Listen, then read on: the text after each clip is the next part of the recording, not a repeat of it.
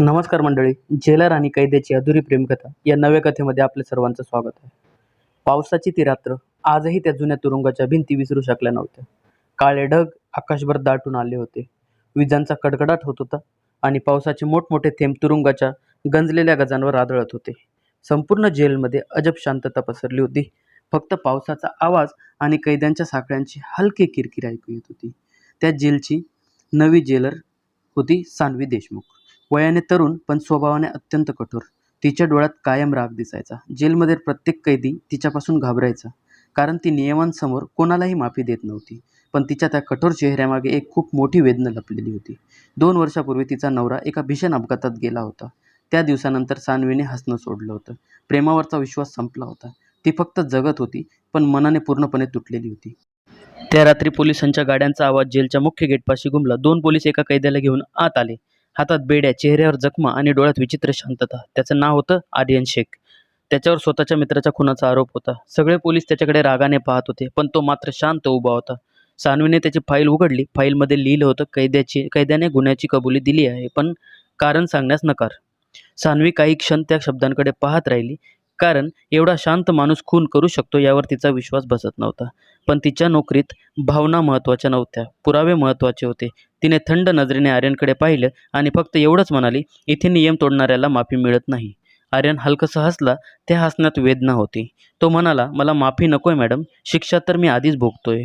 दिवस जात होते. जेलमधील बाकी कैद्यांप्रमाणे आर्यन कधी भांडत नसे, कोणावर ओरडत नसे. तो बहुतेक वेळा कोठडीच्या छोट्याशा खिडकीतून आकाशाकडे पाहत बसायचा. काही वेळा तो जुन्या वहीत काहीतरी लिहायचा. सान्वीला त्याच्याबद्दल उत्सुकता वाटू लागली. एक दिवस तिने त्याची वही उघडून पाहिली. त्या पानांवर कविता होत्या. प्रेम, विरह, पाऊस आणि एकटेपणाबद्दलच्या कविता. त्या शब्दांमध्ये एवढं दुःख होतं की सान्वी काही क्षण शांत झाली. त्या रात्री तिने पहिल्यांदा त्याच्याशी माणुसकीने बोलायचं ठरवलं. ती त्याच्या कोठडीसमोर जाऊन उभी राहिली. तू कविता लिहितोस? तिने विचारलं. आर्यनने मान हलवली. कधी कधी वेदना बोलू शकत नाही, म्हणून त्या शब्दात उतरतात, तो शांतपणे म्हणाला. त्या उत्तराने सान्वीच्या मनात काहीतरी हललं. हळूहळू त्यांचं बोलणं वाढत गेलं. रात्रीच्या ड्युटीमध्ये सान्वी त्याच्याशी बोलण्यासाठी त्याच्या कोठडीपाशी थांबू लागली. तिला जाणवलं की आर्यन गुन्हेगारासारखा वाटत नाही. त्याच्या डोळ्यात राग नव्हता, फक्त खोल दुःख होतं. एक दिवस सान्वीने त्याला विचारलं, तुझ्या आयुष्यात कोणीतरी होतं ना? आर्यन काही क्षण शांत राहिला. मग त्याने आपल्या खिशातून एक जुना फोटो काढला. त्या फोटोमध्ये एक हसरी मुलगी होती, आयशा. तो हळू आवाजात म्हणाला, माझी पत्नी. त्याच्या डोळ्यात अश्रू चमकले. ती आता या जगात नाही. सान्वी शांत झाली. आर्यनने सांगितलं की आयशा आजारी होती. पैशांसाठी, उपचारासाठी त्याने खूप संघर्ष केला, पण शेवटी ती त्याला सोडून गेली. तिच्या मृत्यूनंतर त्याचं आयुष्य उद्ध्वस्त झालं आणि मग एक दिवस त्याच्या मित्राने केलेल्या विश्वासघातामुळे त्याचं आयुष्य कायमच बदललं. पण त्याने पुढे काही सांगितलं नाही. सान्वीनेही त्याला जास्त विचारलं नाही, कारण काही जखमा शब्दांनी उघडू नयेत हे तिला समजलं होतं. एका रात्री जेलमध्ये अचानक दंगल झाली. काही कैद्यांनी पळून जाण्याचा प्रयत्न केला. सगळीकडे गोंधळ उडाला. त्या गोंधळात एका कैद्याने सान्वीवर हल्ला करण्यासाठी लोखंडी रॉड उचलला.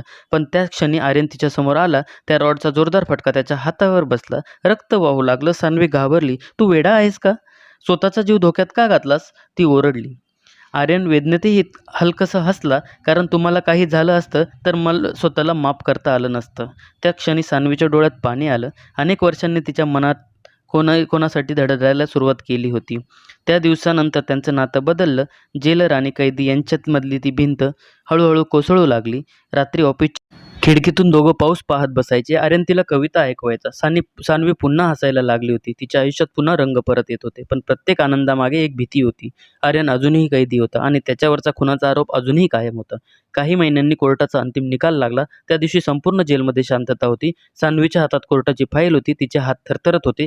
तिने हळूच फाईल उघडली आणि पुढच्या क्षणी तिच्या डोळ्यातून अश्रू वाहू लागले. निर्णय होता, आर्यन शेखला फाशीची शिक्षा. तिच्या पायाखालची जमीन सरकली. त्या रात्री ती त्याच्या कोठडीत गेली. आर्यन शांत बसला होता. जणू त्याला आधीपासूनच सगळं माहीत होतं. सान्वी त्याच्यासमोर बसली आणि रडत म्हणाली, तू मला इतक्या उशिरा का भेटलास? आर्यनच्या डोळ्यातही पाणी आलं. तो हळू आवाजात म्हणाला, कारण काही प्रेमकथा पूर्ण होण्यासाठी नसतात, त्या फक्त मनात जिवंत राहण्यासाठीच असतात.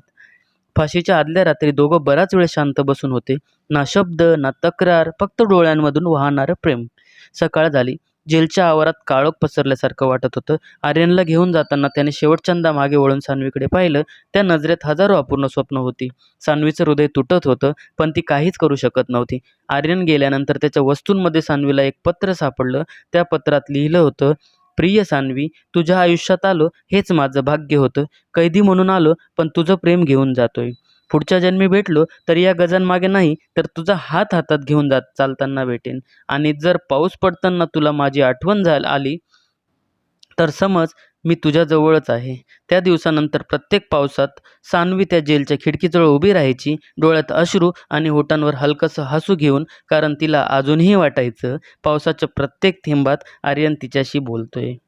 धन्यवाद मित्रांनो.